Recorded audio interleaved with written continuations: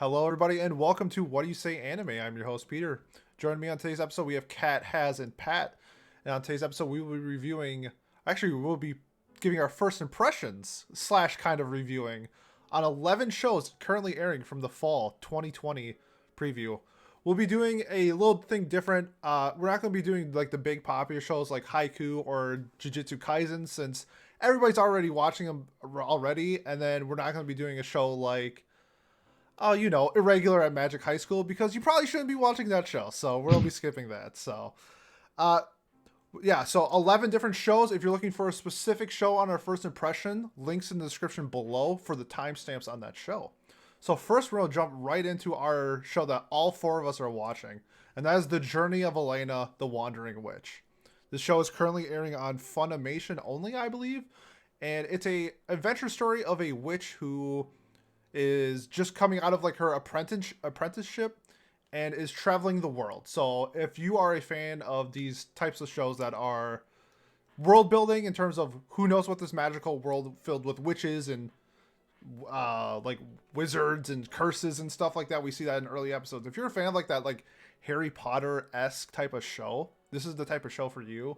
So far through 4 episodes, I believe, if I'm not mistaken, we've been kind of like a whirlwind of emotions in terms of I thought this was going to be like a comedy slice of life, and then we get some heavy drama, and then we get some really good action. So my first impression so far is if you're in that type of show, man, this is a really like out of nowhere type of show for me because I thought the show was kind of gonna suck. But how about Pat? Give me your first impressions on the Journey of Elena.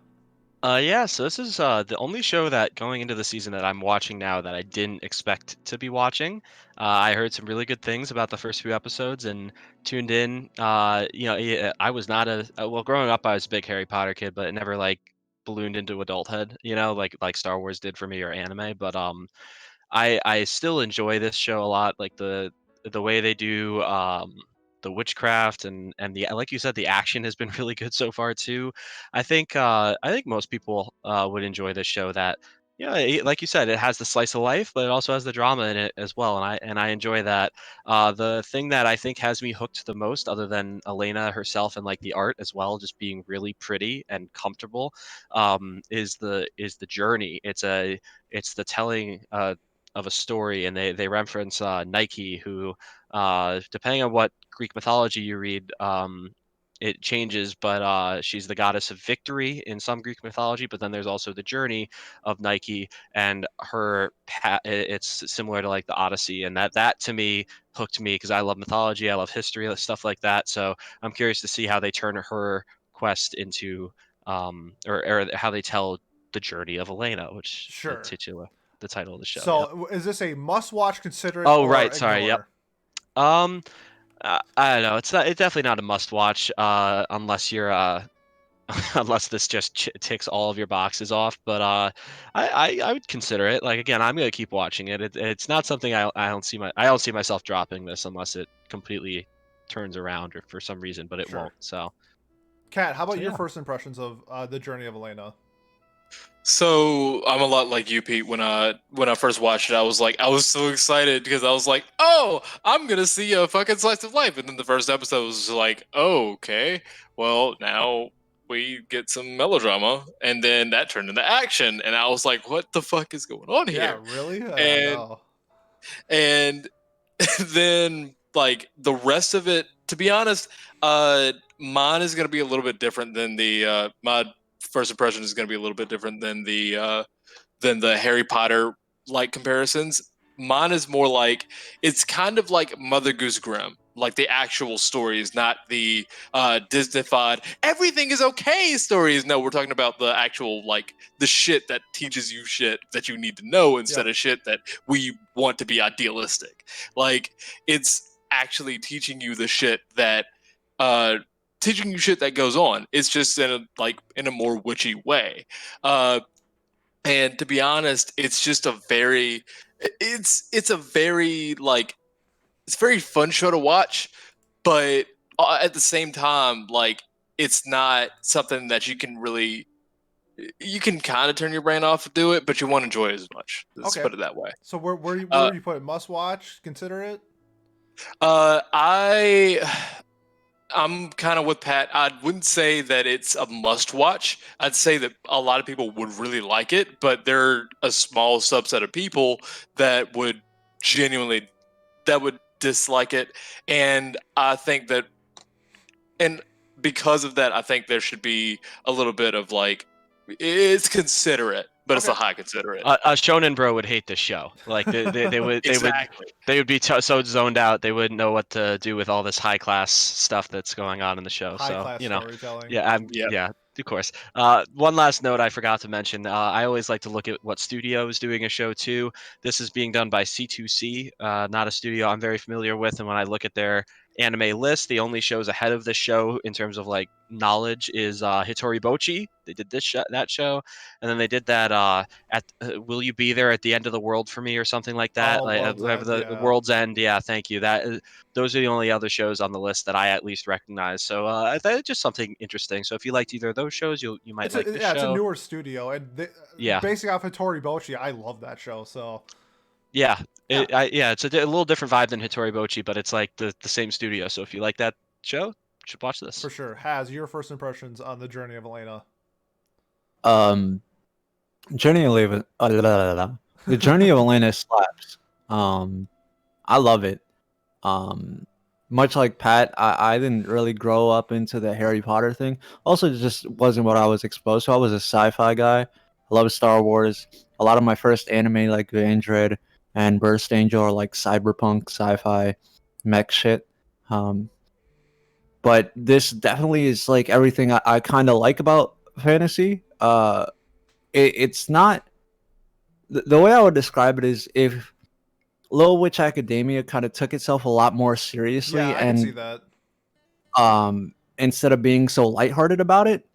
And it works. It works really well. And what I will say is that if you're someone like me who has a really bad time keeping up with seasonals because you have 3 battle passes you feel obligated to complete because you already spent $10 on each of them and you're broke and you're making no income, so this is an investment. Yes. Yes. Sorry, I just kind of got triggered thinking about it. This is a show that I think is a must watch for people like me who just aren't good at keeping up with seasonals and want something, because I feel like each episode there's a message and it's satisfying. By the end of like the first episode could be an anime in of itself, in my opinion, like the entire arc of that episode. You could stretch that out into 12 episodes. And I think each episode is just like you pick it up, you watch it, you're satisfied by the end, and then you move on with your day. And if you forget that, you have to watch the next episode next week on Wednesday, it's fine. So I'm gonna put it as a must watch for that. Otherwise, I agree. Like, pick it up if you're interested in fantasy, or if you want something with like a message, because I think it is pretty good at invoking emotion. I got a little like heart tug at the end of the first episode. Oh yeah. I was like, wow, this got really quickly to my heart, and I don't really feel things because I'm 19 and depressed. Anyways, that's my first impressions. No, it definitely. I even thought the newest episode, it kind of hits you in different ways. Where how it hit you episode 1 is hitting you different on episode 4. So I feel like each episode kind of does a good job at like telling a different type of story. And so far, this is for me, it's borderline like must watch / consider it. But for right now, I'm just putting it at consider it. But this is one of maybe like top 5 shows of this season. I'd put it at. I think it can go up. I don't see it going down. That's the way I would best describe it. Is like in terms of like it's always going to be inconsiderate. Even if it just rides the path that it's currently on, I don't see it becoming like droppable or something. But it could, if it continues to be good, turn into a must-watch show by the end of the season. I can definitely see that for sure. Okay, so that's 3 considerates and 1 must-watch for Journey of Elaina Wandering Witch. Next on the list is Akudama Drive. Oh boy, I've been waiting to talk about this one. I'm gonna say it straight up. This is a must-watch for me. I think this has Anime of the Year written all over it.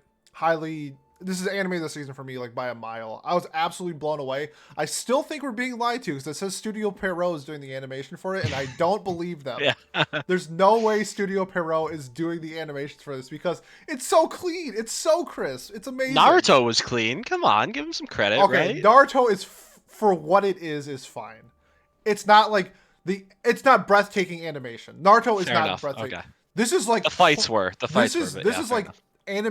animation of the year. It's not Violet Evergarden, but like it's everyone's talking about how good Jujutsu Kaisen's animation is this season. I think this is better than Jujutsu Kaisen in terms of animation. I'm blown away by this series. It's a combination of Ocean's 11 and Cyberpunk. Cyberpunk, Ocean's 11, and Suicide Squad. So we have like this group of like villains all together doing missions essentially for like this cyborg cat. And it's just a whole bunch of nonsense, whether it's ridiculous comedy, over the top action, insane visuals with the cyberpunk, like, I don't know, 2077 cyberpunk shit that we got going on. I love this show so much. Must watch as soon as it's Thursday, as soon as it's my lunch break, I'm watching Akudama Drive. I love Akudama Drive so much. An absolute must watch. Kat, your first impressions on Akudama Drive. So my first impressions of Akudama Drive have been a lot of like, first when you first started talking about Akudama Drive, because I wasn't really planning on watching it, you said that it was better than Dorohedoro. I don't believe that. I am not of the same opinion. But it is really good. I am close to the same opinion where it's like close to anime of the season, but I'm leaning a little bit more towards Journey of Elaina to being something like that if it gets better. But the thing is, Akudama Drive is a lot of what you just described, except for Suicide Squad if it was better. Like if it actually had, more interesting characters. A good instead of- cast, yeah. Exactly. There you go. I don't get the better Suicide characters. Squad hate. I loved that movie. Maybe that's Okay, because well, I didn't grow up on that stuff. if But you okay, guys- sorry, that's a different topic. I'm sorry. Yeah. That Pat has just solidified his stance on how he views stuff. So if you agree with Pat, side with him. But I think most people are going to disagree with that Say it in the statement. comments. I mean, again, I get why it's hated, but I enjoyed it because I didn't care about the characters at all going into it. Yeah. So maybe that's why I liked it. So go ahead though. Sorry to interrupt. But yeah, so Akudama Drive it has a fucking crazy art style, not a lot like Dorohedoro, but it's one of those art styles where the CGI doesn't clash with the handwritten art Absolutely. style. Like it and that is hard to do. Well, yeah, it's No, hard it to is do. hard to do. And the thing is to find an art style like that and then put it out as where it's just seamless is amazing. And just to do that, instead of just going full CGI is honestly, I don't know which one is harder because I don't animate, but like it's just really interesting. And the story actually keeps me wanting more. But the thing is, like, it's not at the point where I'd be like, okay, hands down, this is the best one of the season. This is the best one of the year. I still hold Dorohedoro as the best one of the year, and I think there are other shows that are better than this that can be better than this in this season. Okay. And I don't want to call it that early. But I will say that this is a considerate. I'd say consider it if you really like Bakano or 91 Days, things like that. Just that kind of like interesting type of like we've been thrust into this situation and now we got to figure out what's going on and now we're going to figure out how all of this connects. Yep. Like I feel like that's how this show works. But it's a very high considerate. All right, Has, your first impressions.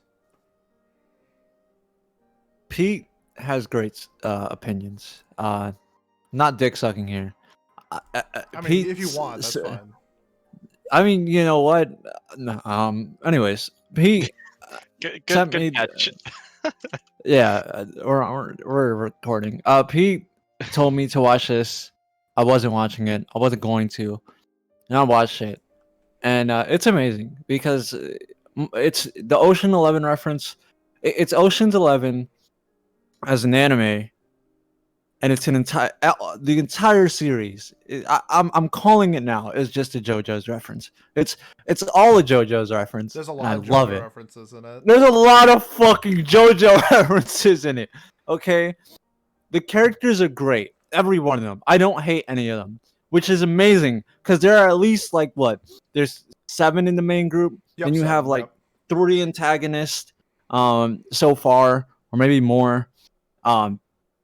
Great shit. The dynamic between them is amazing. The dialogue is amazing. The art style is a little vaporwave form. It makes me a little cringe but not because it's bad. It just reminds me of Leafy. Anything that reminds me of Leafy makes me cringe. But it's so good. It's so well done. And it's one of those things that and we're gonna bring this up later. I think me and Pete, where it's like, this is balls to the wall shit, but this is taking full advantage of it being an anime. Yep. You're not getting this anywhere else. This is anime shit. And if you just want some real anime shit in a sci-fi cyberpunk world, you should. This is a must-watch for me. Damn right. All right, so that's Pat's not watching it, so that's why we're not getting No. his. Not yet. Maybe later. If So it that's- continues to impress you guys, Yeah. I might. I honestly had no idea either going in. You guys have kind of sold me on it with the. I actually like vaporwave stuff. I think that stuff's cool. And then I don't know. Again, like the crossovers or the shows that you brought up to compare it to are shows I liked. So Yeah. I might tune in later in the season and binge it or something. But So that's 2 must-watches and 1 consider. Go ahead, Kat.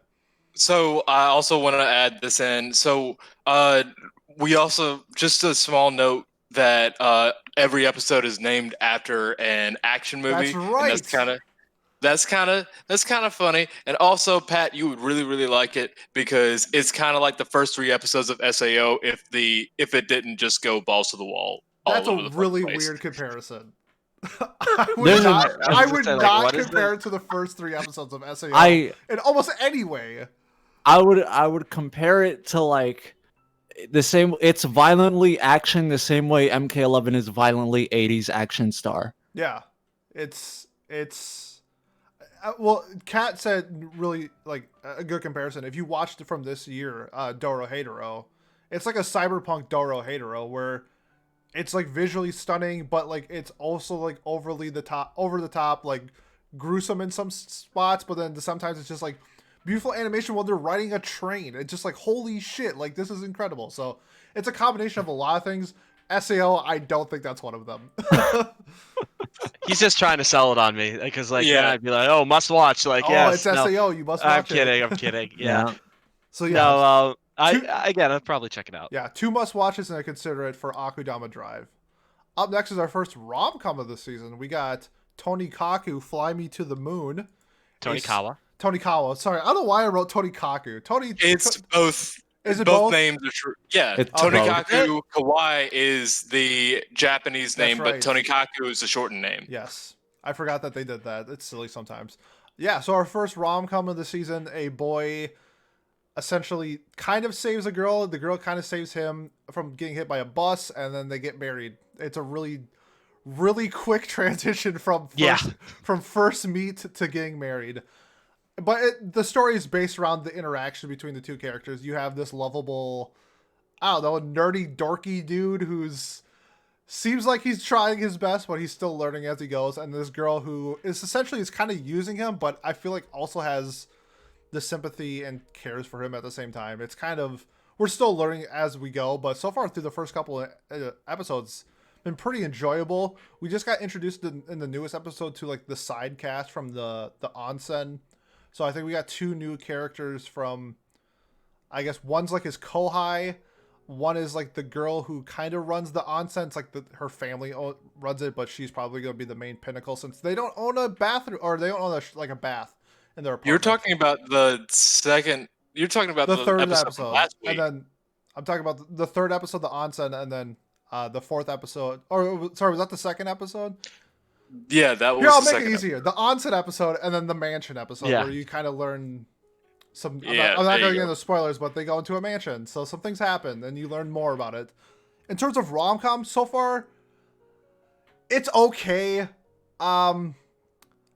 I'm gonna put it as considerate. Like if you're rom-com trash like me, I will watch all 12 episodes regardless of how it goes. Mhm. If rom-coms are not your thing, I don't think this is gonna hit for like new people. The OP is incredible. God, the OP slaps so hard. Cat's gonna talk about it in a second, but it's a great OP. Yeah, so I'm just gonna put it under considerate if you like rom-coms. Cat, your first impressions.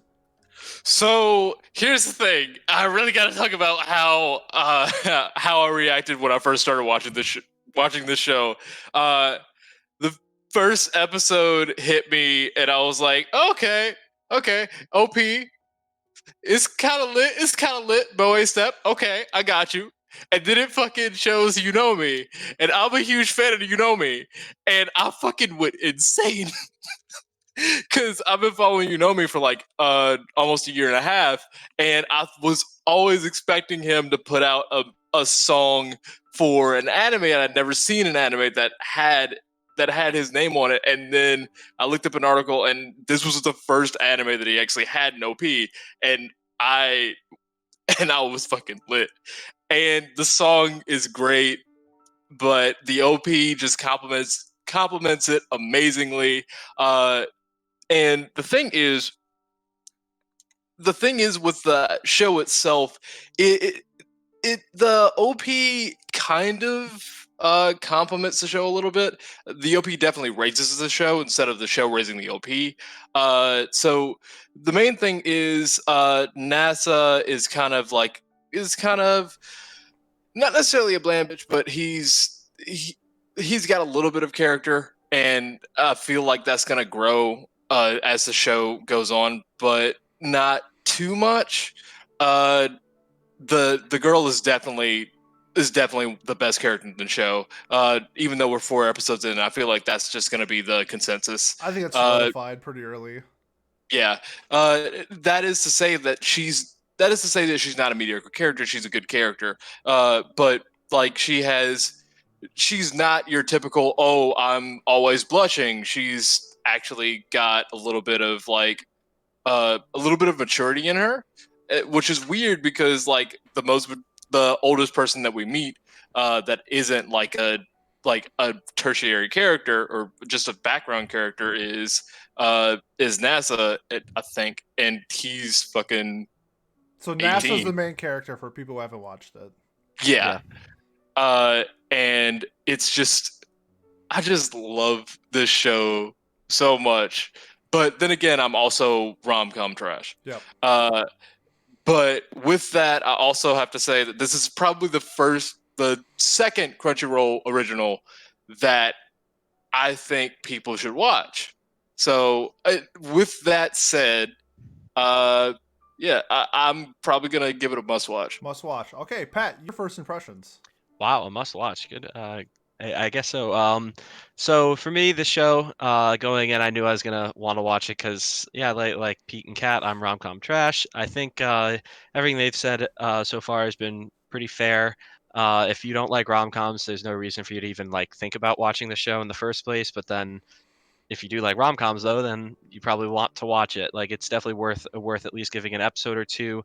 I really like the main two characters as well. I think the guy, like you've said so far, he starts out a little bland, or like the bland bitch protagonist, but I think he breaks from that mold pretty quickly because he does think critically, and he does show, hey, I have thoughts as a guy sometimes that are not pure, and but he doesn't back down from them, and they're pretty funny when they happen to.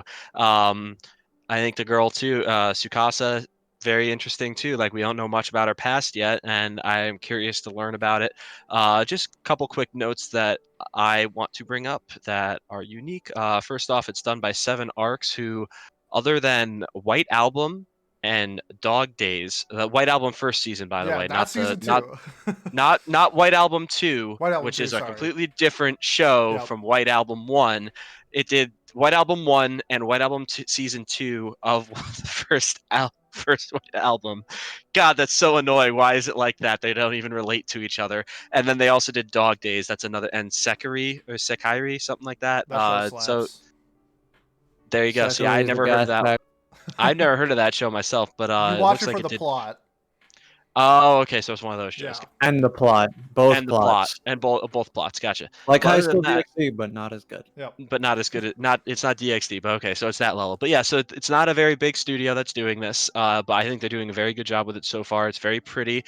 The main thing I have to complain about with how it looks is the fucking hairpiece that she wears. Someone please in the comments, if you are listening to this and know what the fuck it is, please tell me, because I don't get it. It doesn't shape her hair in any way like some like hair clip or something like that. It literally looks like a yarmulke, but It a female keeps her. version that goes to the back. It doesn't, no, because they showed her take it off in the first episode, and it does not change how her hair is shaped in any way. I genuinely, the cat, don't even try me on this, because I watched that episode and saw that moment because I specifically said, why, like, there has to be a reason for it. It's just there. I don't get it. And so please, It, someone in the comments tell me why it's there other uh, than just a stylistic thing. Go ahead, Kat. I want you to try, but again, I watched it and I could have sworn it didn't do anything. So the thing is, those types of hair pieces are meant to keep the hair from splitting, like keep the hair bunched together rather than shape the hair.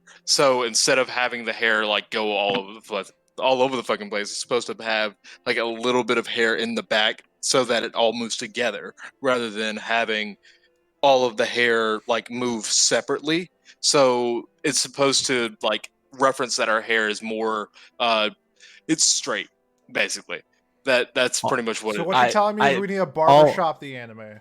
All I'm hearing is that Pat doesn't understand women. That's all I'm I guess hearing. I guess that's what it is. Yeah, there you go. I guess that you've outed me. You got Got him. Ladies and gentlemen, Got we 'em. got him. Fuck. All Damn. right. How do I recover from that? But yeah, other than that, it's just one last note about the show. One of the alternate titles for it is "Fly Me to the Moon," which when I read that initially got me interested because I'm waiting for some Frank Sinatra references. I'm waiting for something to come in that has to do with that or mythology as well, because the maiden name of Tsukasa, the female, is Tsukuyomi, who is the god of the moon in Japanese mythology. So I am very curious to see if that comes in as well at any point. And they also talk about Kaguya, sorry, Princess Kaguya, who was banished to the moon. It has a little bit to do with Chinese mythology as well. Again, it's very cool stuff, and I want to know if they actually do anything with it, or if it's just there to get people like me interested, and then yeah, I don't know, like so many shows do, they don't follow up on it. So, but I would say, yeah, it's not must watch yet. It's not like some rom com that's gonna change your life, but if you like rom coms, I recommend you watch it. So this is gonna be in the middle tier for me. I can't remember what we called it. Consider it. Consider it. There we go. Kat, do you have Consider a it. final word before we move on? So I also want to add this because I forgot that I wanted to say this before we got here. So in Tonikawa, it is like one of the reasons why I have it as a must watch is because it's not just like it's because of its Crunchyroll original type of thing. It's like not as it's not as subtle with its actual like references. Like in the latest episode, there were just like fucking like 8 references like back to back to back, and I was 8 references laughing of my what? ass off. So Fate, the Command Seal, there was Berserk, there was I know there was a JoJo reference in there. Fucking just watch the fucking Okay. show. There are a lot of good references. It's again, the comedy is there too. It's not just romance. The comedy is there. I think it hits well for the most part. I don't think it's missed very often. All right. So we have 2 considerates and 1 must watch for Tonikawa / Tonikaku / Fly Me to the Moon Crunchyroll original. Next up is a show that Kat and Pat are the only ones watching. That's season 3 of Golden Kamuy. So, Kat, if you want to take it away, how you feeling about this season of Golden Kamuy? So this season of Golden Kamuy already is a fucking must watch. I can't really say too much about the whole series, because I mean I've watched the whole series up to this point. But like the thing is, it may not be up your alley, but the third season is a fucking much watch, to be honest, because the first episode establishes where we are, how we got here, a little bit of flashback, but not too much, which I'm grateful for. And then we get into like the story and how it's going, and then we get into Stenka. Stanka. Yes, that's such a good. The fucking stink. Look, the Stinka is one of my favorite words now, just in general. But the second episode, which is actually named Stinka, is one of the first episodes like in the past year in 2020 that has made me almost fucking like has made me die laugh, like close to fucking passing out laughing. Like my stomach hurt, I was crying, and I was doubled over because I was laughing so hard at that goddamn episode. And I don't forgive it at all because that was fucking hilarious. Just the fucking Basra and the Stenka and the fucking every time they did the Basra, everybody was looking at the camera, and then they had this half-ass like JoJo reference, and then the fucking this is Stinka, this is not Stinka. For anyone wondering, before Kat continues his part, I feel like we need to explain this. Stanka essentially is naked men or nearly naked men punching each other until one of them falls over. It's like literally like a bare knuckle boxing in a very comical sense. So that's what it again. I'll talk about more of my opinion later, but I'll let Kat keep going. But just so you understand what Stanka is, that's why it's the whole focus of the episode. Go ahead, Kat. Finish up.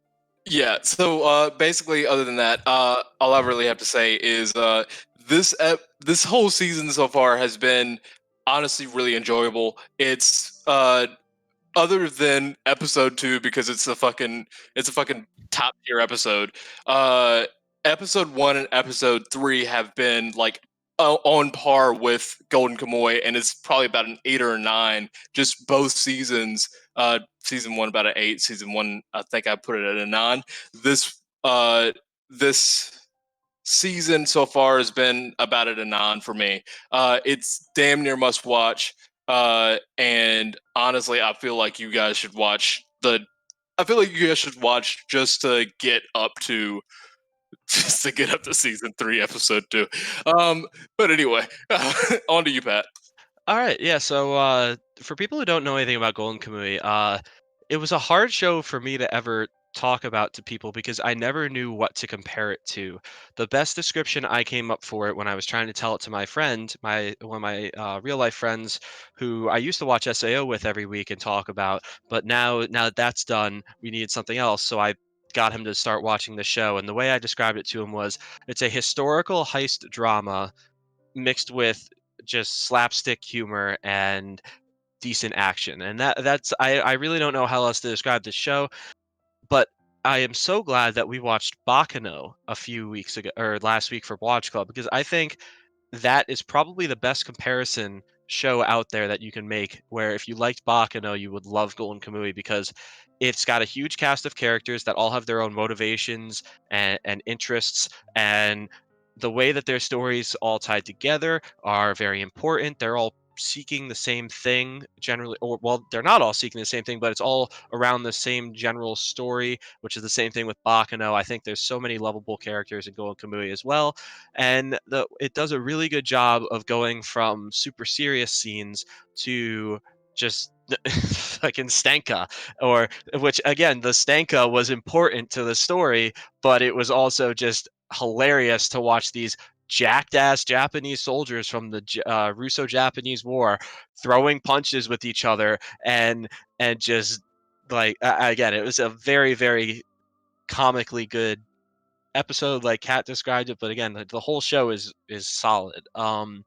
So I think if you like a show like Bakano, if you like historical shows, this is a good show for you to watch. My first impression of the season, it, like Kat said, it just picks up back where Golden Kamuy was. Like it's always been a really really solid show.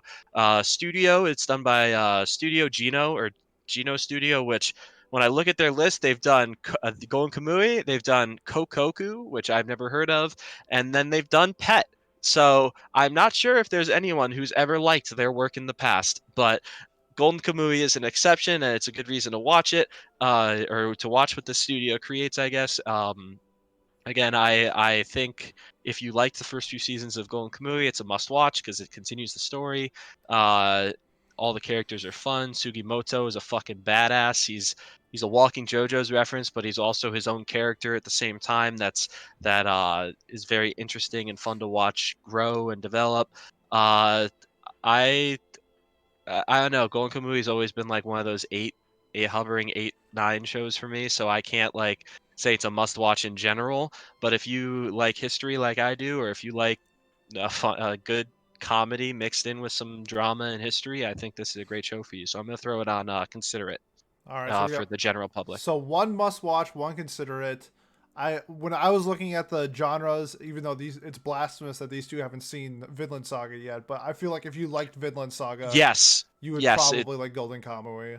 that's another good one. Vinland Saga is a little more serious, though. So like this is like Vinland Saga if it had a little bit more comedy thrown in, Sure. and not that there's not comedic Dying moments in Vinland Vinland Saga, Saga. but It, like it I sounds don't- like you described Gintama and Bakuno had a love child. it is that's another Pretty really good much. comparison. Because yeah, again, I don't think in Vinland Saga they literally will go from a scene where someone's dying or being murdered, which does happen in Golo Kamui. So it's not like it's just like things happen, but it doesn't. It's non-consequential. There are It is seinen. consequences.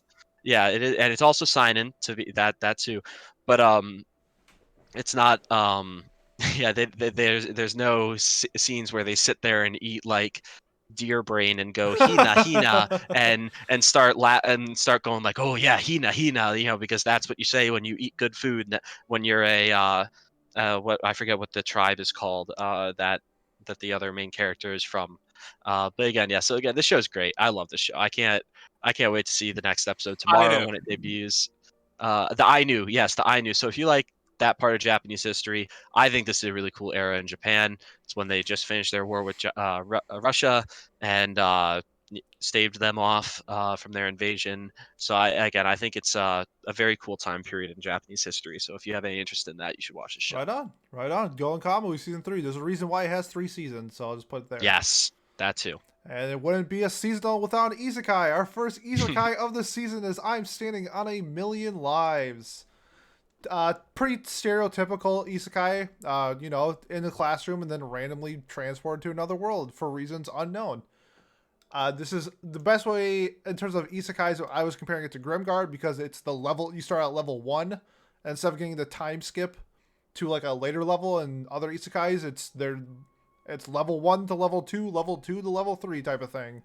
We do get like a very minor level like skip when they go from like 3 to 6, but like nothing like SEO where you see like they're level 1, episode 1, and then 3 episodes later I think Kirito's like 40 something. So nothing like that. So if you like the bottom level isekai, build your way up type of thing, this is the show for you if you like that. But it definitely has its negatives. The animation sucks. The OP is one of the worst OPs I've ever heard in my entire life. The characters are okay. The main character kind of is a little edgy, and then you have like the popular blonde, the shy girl who of course is the main tank type of thing. I don't know, it has some like silly dynamics.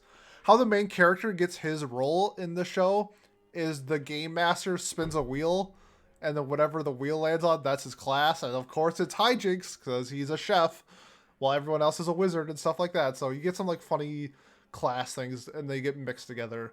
Right now, it's a very low consider it if you're like an isekai fan. I don't think it's drop worthy yet because there are some cool dynamics that I don't want to spoil that the show does really well. It's just really like nitpicky things where I think the characters look so outdated. And I forgot which studio it is, but I'm pretty sure it's like a C-tier studio type of thing. So if you're looking for an isekai, there will be another isekai on our list that we'll be talking about in a little bit. But this is a consider if your isekai trash has your first impressions on I'm Standing on a Million Lives. Did you miss me? Guys, I didn't say anything for 2 shows.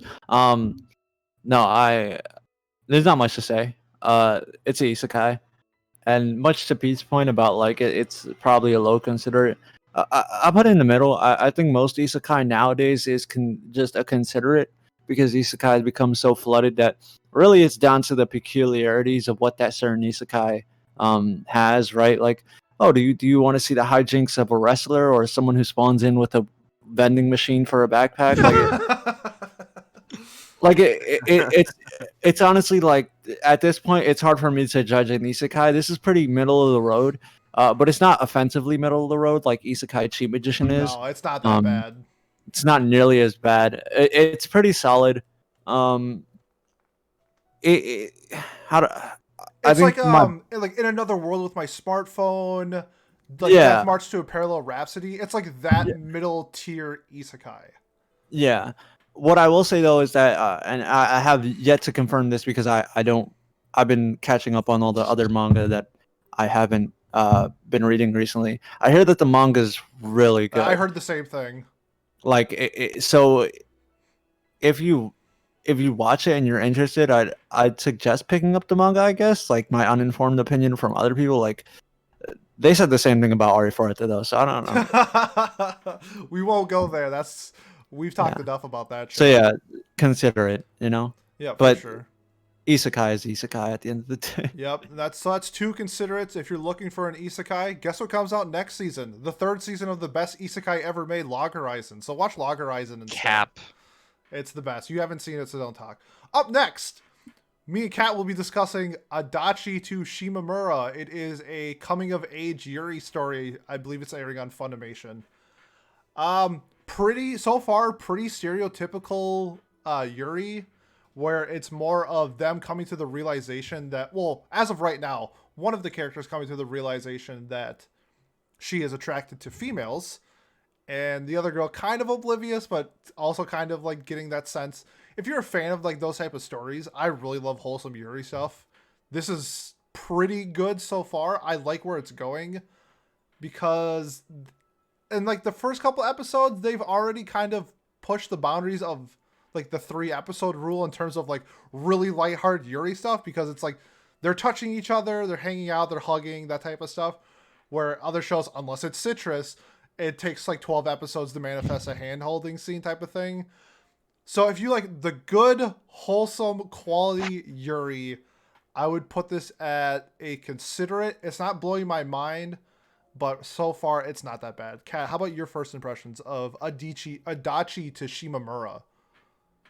So this is probably my first like stereotypical Yuri show. Like the only other like Yuri and or yaoi show that I've actually watched is Yuri on Ice, which is probably the best gay show that I've seen has come out in a long time.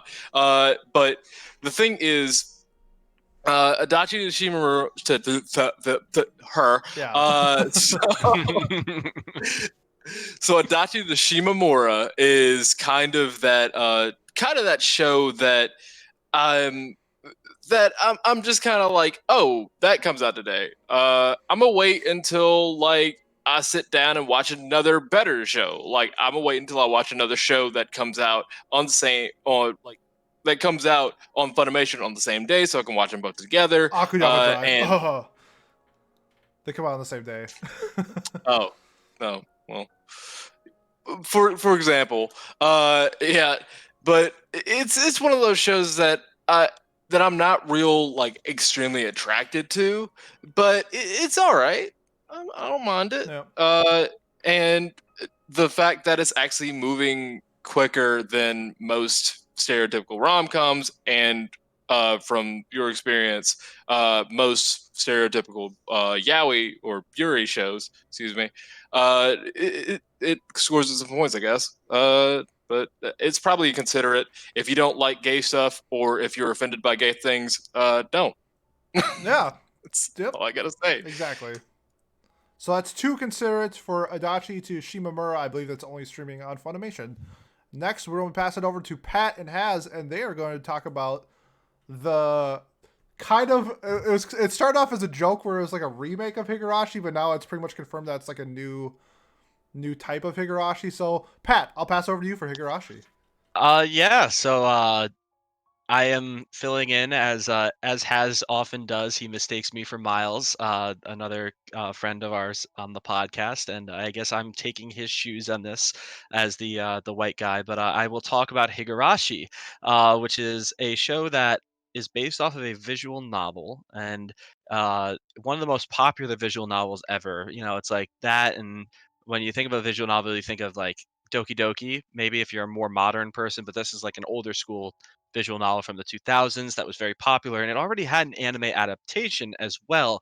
That if you looked at it, according to Miles, again, this is from a fan of the genre, he says that people might like it that didn't read the visual novel, like they might have said like that the original adaptation was good, but compared to the novel itself, it was terrible or not comparable. It was not nearly as good as the actual visual novel. So this is a show that is it starts off and seems like a slice of lifey kind of, like this guy moves into a desolate town in the middle of like rural Japan, and he makes friends quickly, whatever.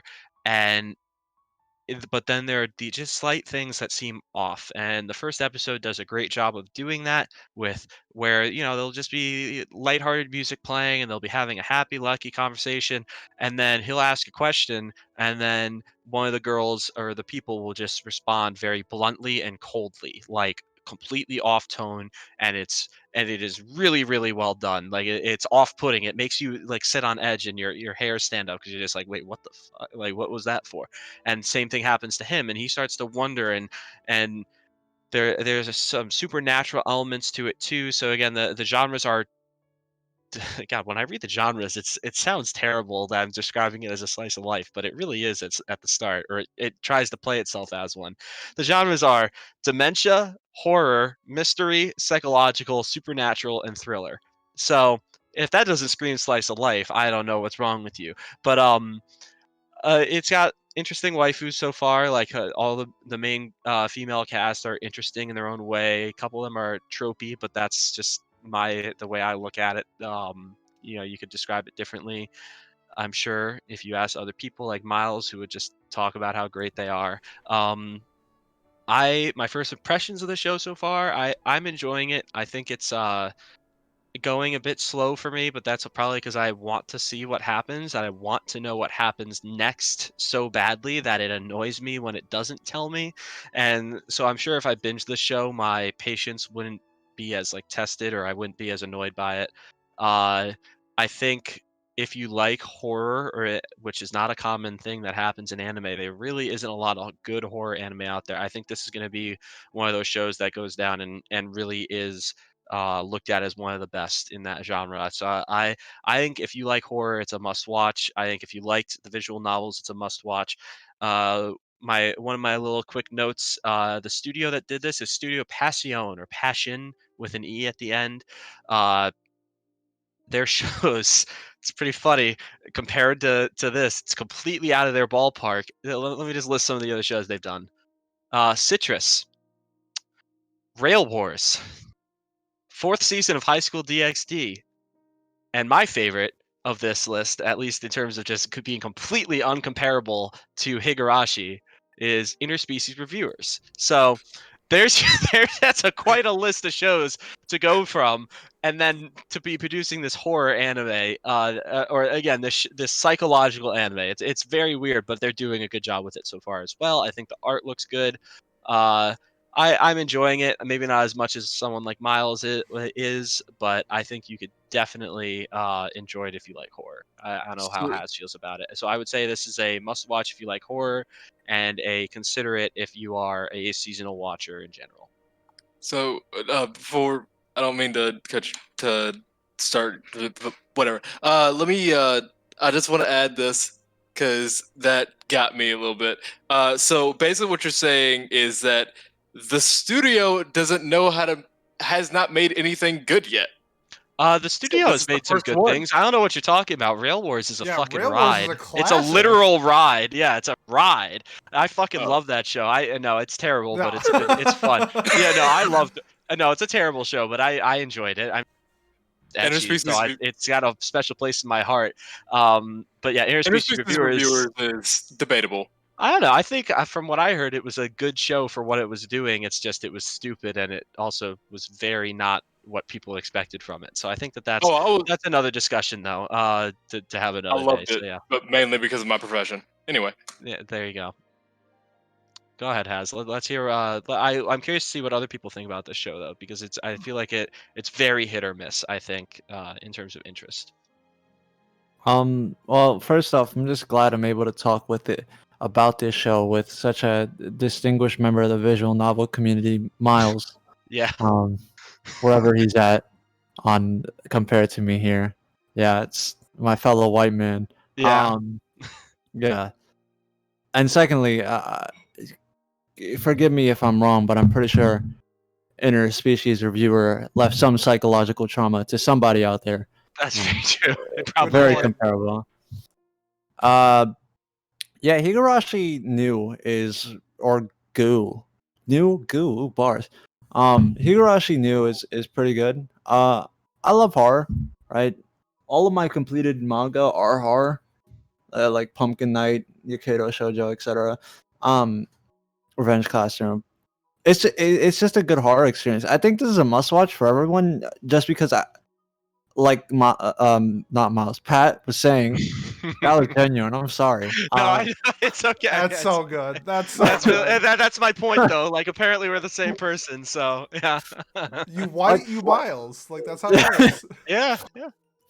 Like Pat was saying, horror just isn't something that gets touched in anime with the same care that other genres do. And it's not only not touched with the same care, it's just not touched as often either. At all. A lot of what's good horror really is like classic, and it's kind of cheesy, kind of in the same way like a Jason X is, but Jason X is really good. I love Jason X. There's no so yeah, like if it's just a nice change of pace, and it's not bad. I think they do something really cool to enhance it too, which is they start each episode with horror for like before the OP plays. And it just kind of, and then they go to their slice of life shit. And I think that really helps keep interest. Because something that I'm sure Miles would like to mention if he was here is that the horror in Higurashi in the visual novel, much like Doki Doki's visual novel, is far later in the playthrough. Like it starts off as a slice of life, and I feel like if it was presented as it is in the visual novel, there would be a lot less interest. But because they kind of like drop these hints and they started off with the horror to leave you kind of like looking for what's wrong in the picture, it creates a lot more tension. And just also the main character is fucking stupid. Okay, he is really dumb. Yeah.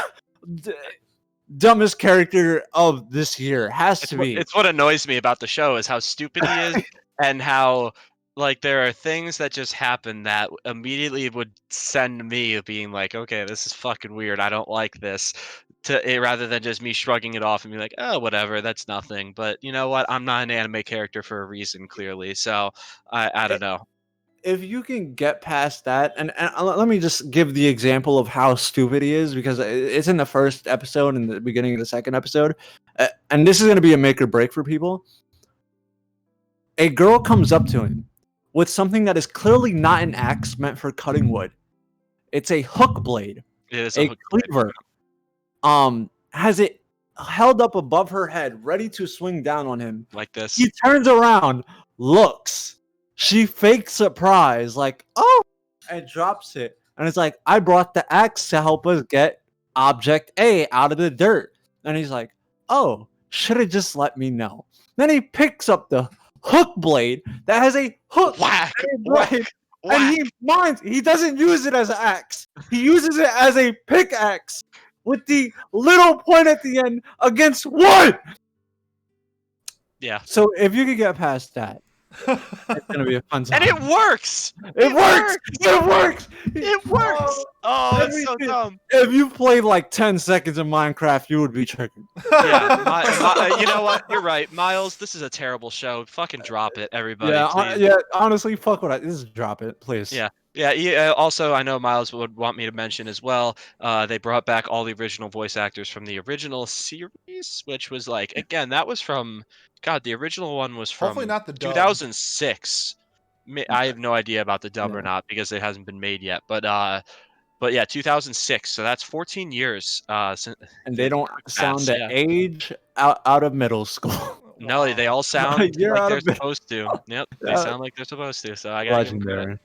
But yeah, Um, don't watch this shit. Fuck this show. Oh, you can watch it. I think Okay, you- so from what I'm getting, we have a must-watch, a consider it, and a drop from 2 people. So Yes, this one's pretty like much. all over the place. So let's just meet in the middle. We'll say this is a consider it. I think it's a consider. Miles has already dubbed it anime of the decade 4 episodes in. So Millennium. Millennium, anime of the millennium. So I guess if you're anime of the millennium, you're also anime of the decade. So take it for what it is. Higurashi, a slice of life and a different type of slice of life. It's slice. Emphasis on the life. slice. Yep. Next up is our second isekai of the season. Kuma Bear. Maybe It's an isekai. It's an what? isekai. Yes. It is. Kuma What? Bear is an isekai. It's an SAO There's no- Lock There's Horizon. No, not it's 3 not. Kumas though. What? It's not 3 Kumas though. There's It's 3 2 Kumas. Kumas. She's a Kuma, and then she has 2 Kumas. She does. Yeah. There's 3 Kumas. There might be more Kumas as we go along. But, okay, so this is an isekai. Getting a little off topic. Girl gets bear suit. Bear suit is OP. She's isekai'd. Really silly. This is Bofree Light. If you saw Bofree from earlier this year, where it's a very, very fun isekai. It does not take itself serious. It's purely based off her being OP in a bear suit and having fun interactions with the town. If you are a fan of Bofree, if you are a fan of like lighthearted isekais, Bofree is like the best example. Consider it. If you don't like lighthearted isekais, this is like probably a drop, but animation is really good. I really like the main character so far. She's like a child prodigy that just happens to be a huge avid gamer who gets isekai'd. It's pretty fun. It's a very fun watch. I watch it before like I go to bed. You will never be in a bad mood watching this show. It's just silly, good, fun stuff. So, how about Haz? What's your first impression on Kuma Bear? That name. Kuma. The acronym bear. The bad triple K acronym bear. acronym Yeah, Bear, yeah, really bad acronym. Is just it's a good show. I don't know if I would call it Bofree Light, just because I feel like the main character in this is slightly more mature and it's less of a feel good anime, just like you definitely feel good watching it, but I don't think the same way that you feel good in Bofree. I think Bofree is a lot more lighthearted and like upbeat, and this is a lot more just wholesome things happen in the show, and like the main character is a genuinely good person. I'm not entirely sure if it's an isekai because I'm pretty sure in the first episode, I don't want to spoil like what happens, but it is an isekai. It's not just an augmented. It's not like Bofree where it's just like an augmented VR. This is This is an isekai. Okay, because I'm yeah. If it's a spoiler, I guess we'll talk about it off. But it's really good. The cast of characters is great. The main character is fucking great. I love her. Kuma punch, and there's some genuine laughs in there. The first time I saw the Kuma punch, I fucking died. And when you get the 2 bears that each are like upset that she doesn't ride them, or like they have to ride like Tsundere bear, yeah. Yeah, Tsundere fucking bears. I'm like, this is great. It definitely puts a smile on your face. Definitely fun, and we all need fun in these trying times. So I think it's a must watch. Wow. Yeah, I would have put it under consider it if I. How do I put it? It's not It is an overpowered anime too, which is I think it just adds to the funny factor. Yeah. and I love comedy and that overpowered shit. It's not Misfit at Demon Academy, but it's still like, oh, what the fuck are you doing with your bear suit? Who are you? It's like, oh, but this is Transmog Legendary gear, bitch. Yep. So yeah, it's great. It's so it's you- definitely the meme where like you see the guy dressed up in like pink sparkles, but like the stats are too good to like get rid of the armor. That's exactly Yeah. what her Kuma armor is. So that's so funny to me because all right, you guys have sold me on this. It's a very silly show. That's so fun fact about this show made by EMT Squared, who made Assassin's Pride and The Master of Ragnarok. Those are the other two big shows. Ugh. I know, so you're You not had to not bring very that popular shows. I know. I'm sorry. Renai Bokun, which is Love Tyrant. I guess they did that Yep. too. Slapper. It is. Fun fact. This is not the only show that they've done that has Kuma in its title, which is Kuma means Did they bear do the in Bear Japanese. Cafe one? They did Kuma Miko, which is Girl Meets Bear, and Okay. it's I don't know. It's just I saw it when I was looking at their their credentials, and I thought that was funny and interesting to bring up. But yeah, I've added that to my watch list, so I'll be tuning in for that. Yay! Kat, how about your I- first impressions on Kuma Bear? So just want to add this note in there when Pat said that they also did Girl Meets Bear. One of the episodes is also named Girl Meets Bear. Just wanted to add that in. Wow. So that's okay. a little bit. That's a little bit of a throwback. Some but, lore. Yeah. Sorry. But I don't know. Is it not? I don't know. Is it not lore? That's cool. probably. I don't know. Real life lore, I guess. But Yeah, exactly. this show is one of those shows that you just sit back and you're just like, yeah, I like it. Like I can, if I watched this show, if I had waited to the end of the season to binge a lot of these shows, I would have just like it would have been done in like probably like 4 hours. Like three, however long the fucking 12, 20 episode things are. Just like fucking sit down, watch all these episodes, and then just be like, I had a really good day today. Like that's how this show is. It's just one of those shows that you sit back and it's not really cannon fodder, but it's like you just feel good watching it. And to be honest, I can't really give a must watch. It's up there, but I can't really give a must watch because this show is because there are some people who just don't watch anime for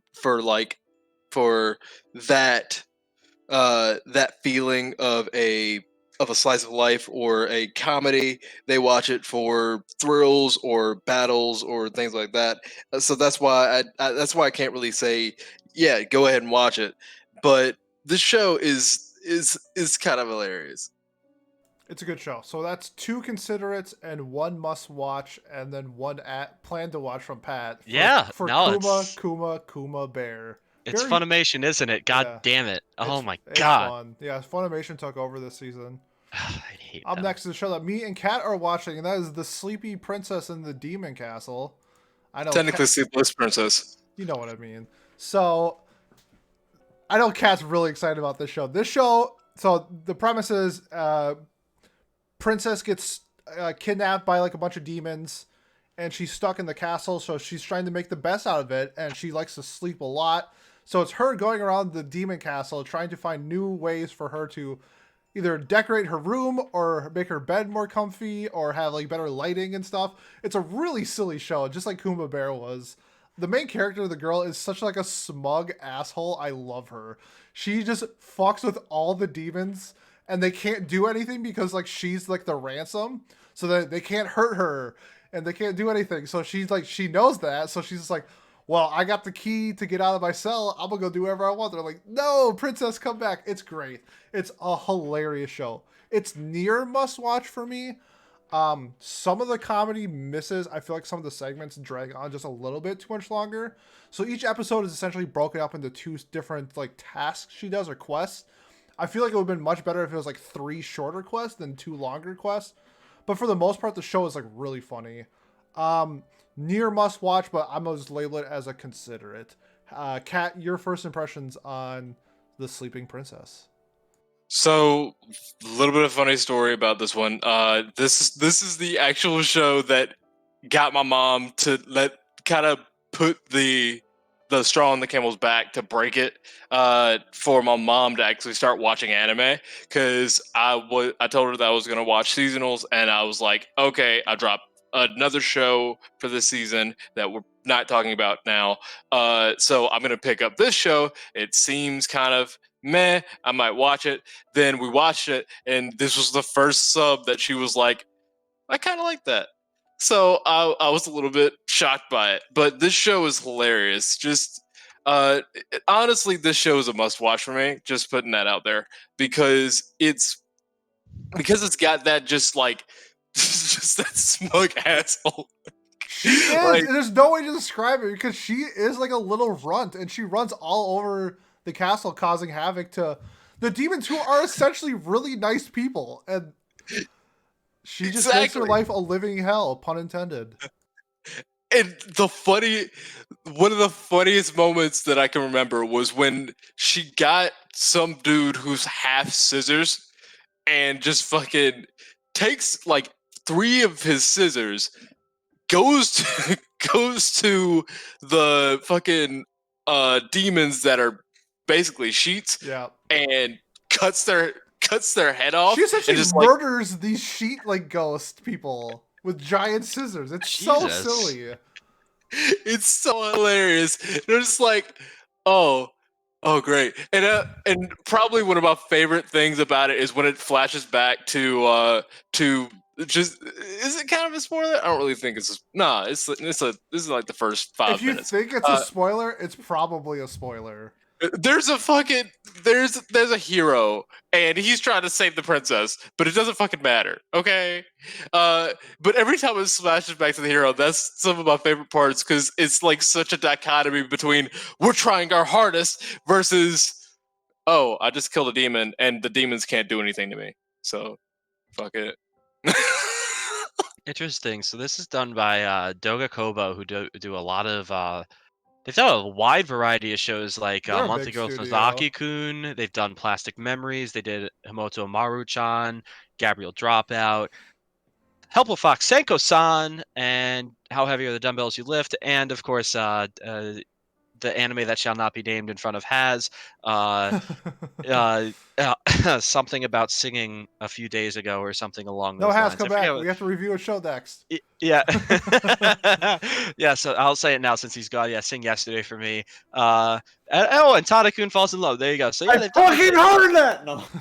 yeah, they've done some really good shows. So I think I could see this being hilarious, and it looks like a show that, like, based on their track record, it looks like a show that fits what they do well. Yeah, if that makes sense. it's a very silly show. One of those shows, if you're looking for something not serious, shut your brain off, have a good time, I definitely recommend Sleepy Princess in the Demon Castle.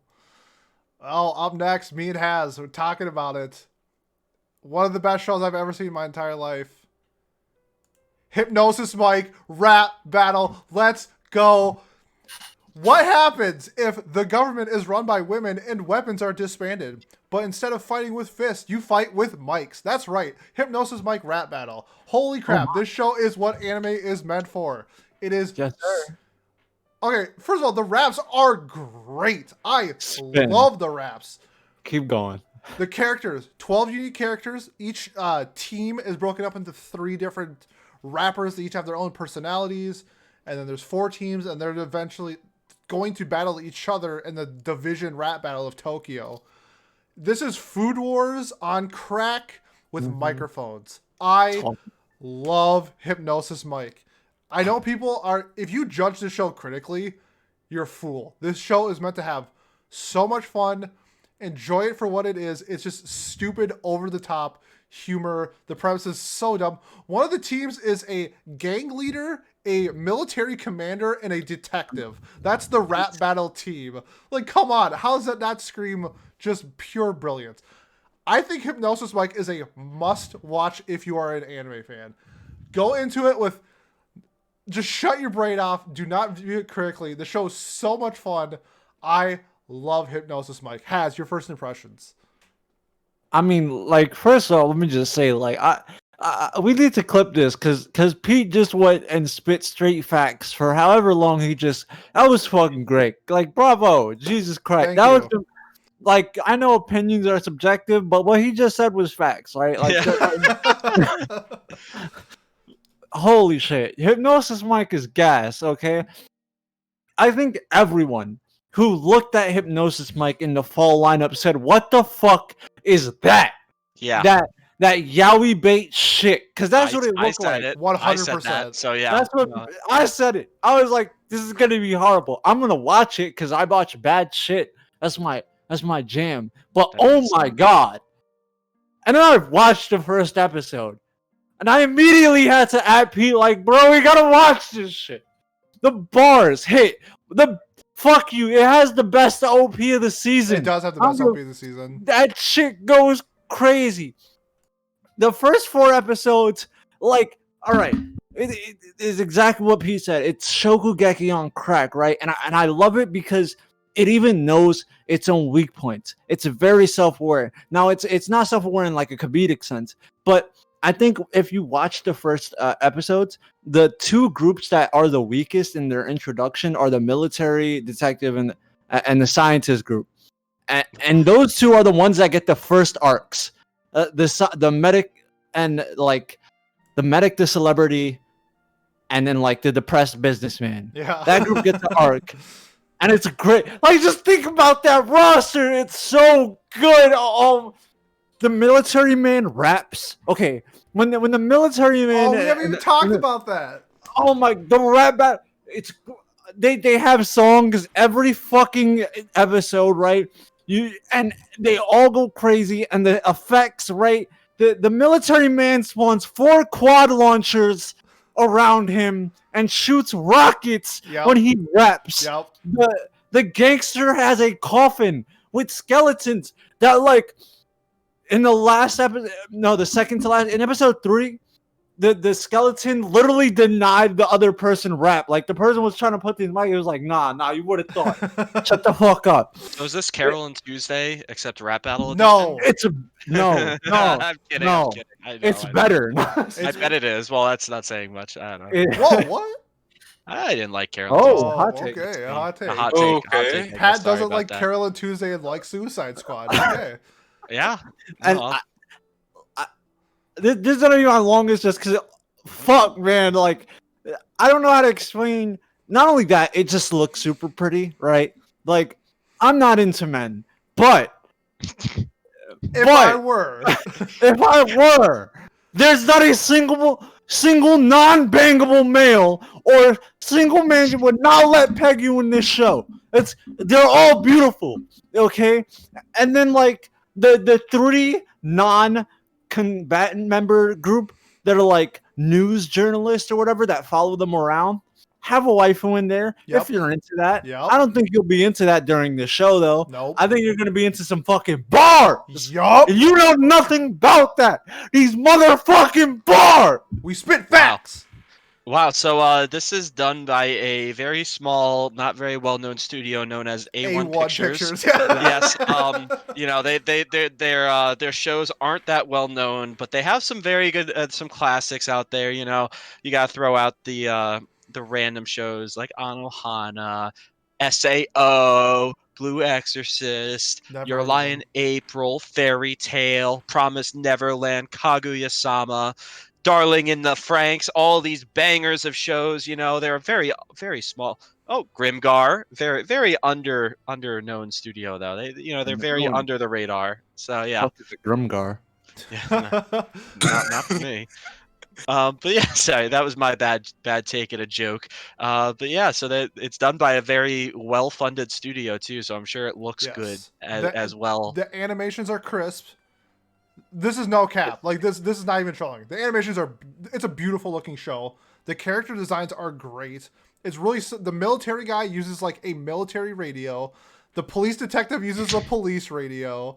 Like, the idol uses like a mic that looks like an ice cream cone. Like, it's so The great. scientist has like the ward, like the symbol that's it's like a pole with like 2 snakes around it or some Yeah, shit. yeah, well, The that's medic the- symbol. Yeah. That's a Medical- paramedic symbol, yeah. Paramedic symbol, medical. like that's the stand for his mic. It's so good. So good. It's so good. This show, like I said before, this is what anime was meant for. Shows like this, it's incredible.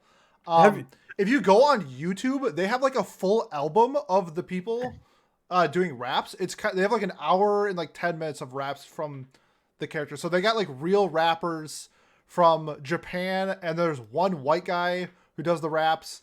It's really interesting just to see the people who are like behind the scenes on this, because it's not like typical voice actors. It's like legit rappers. It's pretty crazy. That's actually crazy. Anyway, so you said the mic is the rod of Asclepius or whatever it's Yes. called? Yes. That's fucking hilarious. That is so they clever. They don't move away from the character designs. It's really good. Like this show That is is really so good. clever. We are being completely unironic right now. Like, it's good. This It's is like on- it's this on is the like watch an list now. unironic 8 or 9 out of 10 show. Like I love Hypnosis Mic. I Because look it forward to doesn't- I look forward to it like every week. Like it's okay. So every Friday I do the Stairmaster at the gym. I hate it. So in order to pass the time, what show do I put on? Hypnosis Mic, This show. because Yep. I take the show that gives me the most enjoyment with my least favorite thing in the world, which is the Stairmaster. So it's such a good show. I'm watching it now. I'm putting it on. It's fucking Funimation again, but you know what? I'll put it Everything's on. on Funimation this season. I know. It's anime, man. Like that Hypnosis Mic, like Pete was saying, it's anime at its like purest. Like this is straight. Oh, look, I'm gonna just say like 3 standout like situations. Okay, there's a murder mystery about someone who died from a necktie. There's a hostage situation where a group of people get held at mic point. Mike Point. Okay. Yep, Mike Point. Mic point. But he straps his body like with bombs, but instead of Wait. bombs, they're microphones. Oh my god. Yes, that's dude, Just this like, show don't, is don't let me brilliant. rip this feedback right here. So- So this sounds like a show that it's not trying to be like a masterpiece of storytelling like a Violet Evergarden, but instead it's still like a classic show in terms of like it's just balls to the wall, funny It's like and Konosuba. entertaining. It's like how Konosuba yeah. writes it. Like it's stupid, it's dumb, it makes perfect but it's really well sense done. for the show it's in. It makes perfect sense. This is Mhm. the exact same thing. It's stupid, it's over the top, it makes perfect sense for the show. That's And- how. Okay. Yeah. What's also So- really fun about it, real quick, Kat, is that every moment that it has this thing where it's so good at putting me into it and like what's going on.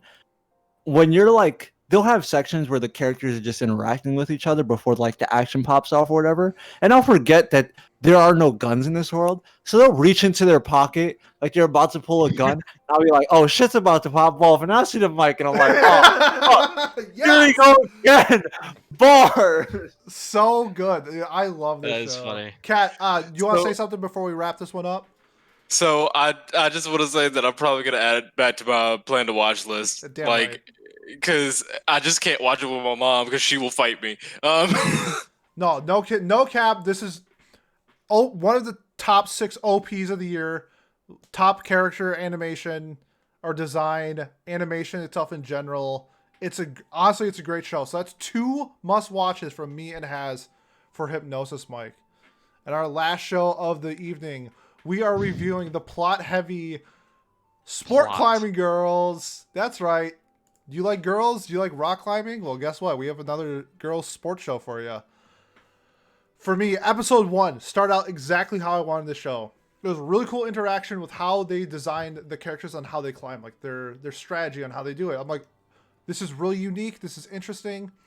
Please don't throw tropes into the show. Guess what they did? They threw tropes. They have to throw tropes in the show. They can't let girls play sports. I hate it. It's like my biggest thing in anime. I hate when they have to make girls cute. It's not about the sport. It's about how cute the girls are, type of thing. They did it again with this one. They ruined it from the first episode. For me, my first impressions, if you like plot, and you know what I mean by plot, you'll probably like this. If you like girls in sports, you'll probably like this. If you're like me, where you would just wish they would let girls play sports, like Hanibado, where it's about the sport, you will not like the show. For me, this is I think this is the first one out of all of us. This is a drop. I don't think you should watch this show. Yeah, so that's me. Pat, you can since you're talking, what's your first impression of the show? I, like Pete, went in hoping it would be more sport heavy than because I'm curious about how they were going to do rock climbing as a sport. Not saying it isn't a sport; it takes a lot of skill and talent. I was saying though, like as a competitive sport to watch, though, I don't understand how they were going to do it. But sure enough, there's ways that they compete and ways that they challenge themselves out there that I guess are part of real life that they adapted.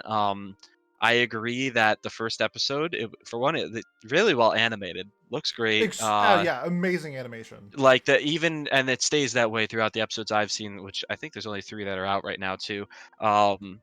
It looks good. The waifus are all good too. Unfortunately, I agree that it does go. I don't think the tropey part really bothered me as much in episode 2, but it's still. I like it. The main character, her whole thing is that she was like a puzzle game or like a gamer who dropped that stuff because it was affecting her grades, and she wanted to like find something else to do. And the way she looks at like rock climbing walls as like a puzzle game, it's very cool because I do the same thing where I'll apply something in that I've learned in gaming or like a skill that I've acquired where it's just like just like it might not even be something important. It might be putting away the dishes or something, but like you come up with like a strategy in your head of how to do it. I think that is why I like the show a little more. Like I can relate to what the way the main character looks at the puzzles, I guess. It's very plot heavy, like you said, Pete, though. Like the 3rd episode, I was sitting there watching it and I was just like, there's been like 3 angles where I have seen the plot as the main focus of this shot, and it's really getting old. And it's just like, man, I thought this show was something different. However, I am going to keep watching it because it is cute girls doing rocket climbing, and it is fun, and I like the characters so far. I no way is this getting anything above like a 7 from me though. Like there's no way it's climbing. It's from the studio as well as Blade. They've done 7 things total and nothing at all I recognize, so it's very small studio. I don't know, again, the animation is good. The characters are fun so far, a little tropey, but they are fun.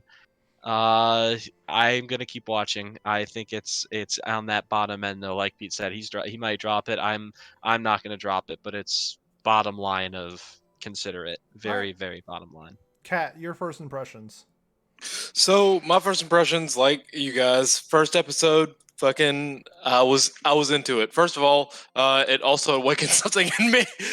um, I'm I'm no longer asexual, just gray. You gotta tick a lot of boxes for me to be into you. So the thing is, this show is just very like the first episode, great first episode. Second episode, I've been watching it for the plot. That's all I gotta say. Like it, like anime girls with muscles is my kink. Like that's that's all I gotta say. Right. It's a consider, like it's just considered a watch. It's damn near a drop, but like I'm probably not gonna drop it. All right, that's fair. Has your first impressions? Well, this is going to be really easy because I, unlike you all, have culture, right? I know a thing or two about anime. Okay, I've watched my fair share. This anime is great. It's you know what? It might just be the best anime of the season. Let me explain real quick. If One Room season 3 was not currently airing, Oh my god. this right here would be anime of the year. Anime of the decade. I would even say century, but I'm not sure animation spans that far back. Look, if you clicked on, it does span before 2000. Yes, it does. look at that. Anyways, He said century. You said Century. century, yeah. You mean millennia? I guess. look. Anyways, everyone here clicked onto sports rock climbing girl out of obligation because they are on a mid to high tier anime podcast. That's They a did not compliment. click. Yeah, they did not click on it like a normal anime viewer would.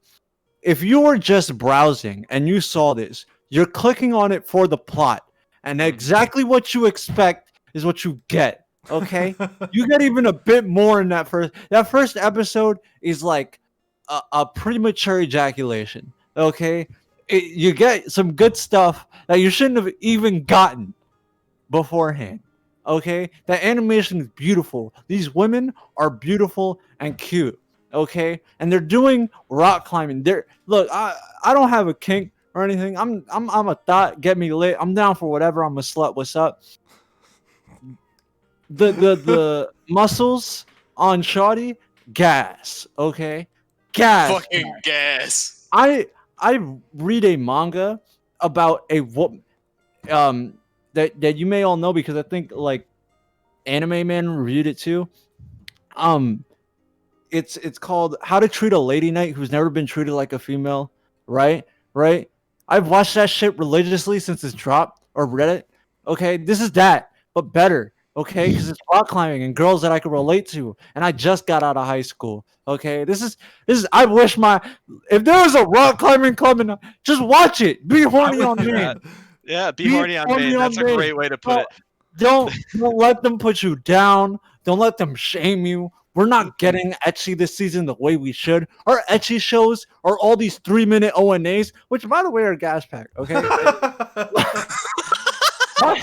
Yeah, that's a good point. I'm not gonna shame you for watching it because I'm gonna keep watching it for the plot. That's for goddamn sure. Yeah. We're still waiting on High School DxD season 5. High School of the Dead is never coming back. Rest in peace. Yep. What do we have? I'll take what I could get. Okay, Girls Bravo season 3 went. Why does One Room have 3 seasons, but I can't get any other show that I like to get a second season? Why am I here doing this? God damn it! Watch it. It's a must watch. It's a must watch. Can we ask though, okay. why does this have? There's only, I just looked it up. There's only 4 volumes of manga for this. The source is a manga, by the way. No score not applicable on Mal apparently as well, because I don't even. It's either not out or it's already done after 4 volumes of it existing. So like, how does this get an anime? Like, like there's so many other things I don't understand. Well, no, because of the plot, but like, there's so many other shows or manga out there that you would think would get an adaptation to try to sell more manga than this. I don't know. Again, it's just so weird to me. I wonder what the business decision was. That's all. Web manga. Okay, I was gonna say it could be a thing like Darling in the Franxx, where like they made the manga after the anime. Yeah. So I wonder if so how do you sell this in a business meeting though? How do you say, I want to make a rock climbing anime without any source or proof of interest? One way. Look, we got chicks. They got muscles. They climb. We get panty shots. There's no panty shots. That's it. There's no panty shots. Yes. It's not panty shots. There's ass shots, and it was very blatant in episode 3. That's what I was saying about episode 3. I was just like, all right, we get it. This is like the 4th time you've had. Okay, they're working out, but the angle is, if you're looking at my little webcam port or screen in it, this half of the screen is a girl's ass, and then the other half is in the background, the woman of the other rest of the cast working out. That's what those shots were like, where I was just like, all right, we get it. Like, this is fancy. Like, move on, please. Good cinematography. I don't. Yeah, you're right. It is good direction. I'll give them that. Yeah, they make things move in directions. Yeah, yes. It has its positives. There you go. Yeah. Okay, so that's 1 drop, 1 must watch, and 2 consider for sports climbing girls. And that is going to wrap up our first impressions of fall 2020. If you're interested in talking along with us with seasonals, you should join our Discord. It's in the links below. Also, if you have Twitter, consider following us on Twitter. It's What Do You Say Annie? What Do You Say ANI on Twitter to stay up to date on the podcast. Coming up in the next week, we have the Mononoke Watch Club, and then I think the very anticipated Part 3 Anime Jeopardy. That's Hell It's going to be real fun. So... Let's do this. Oh, can I say one small thing? Spit whatever you need to spit. I know we didn't talk about it, so I'm not going to talk about it. But One Room season 3 is honestly the best thing airing this season. And if it's not, And if it's not, the second best thing is I asked and the other word for groveling. So Oh watch those yeah. two. So if you If want you to, have, if you want to talk One Room season 3 with Haz, join the Discord because he's the only one watching it. Yeah. Other than that, thank you so much for listening, and we'll see you next time.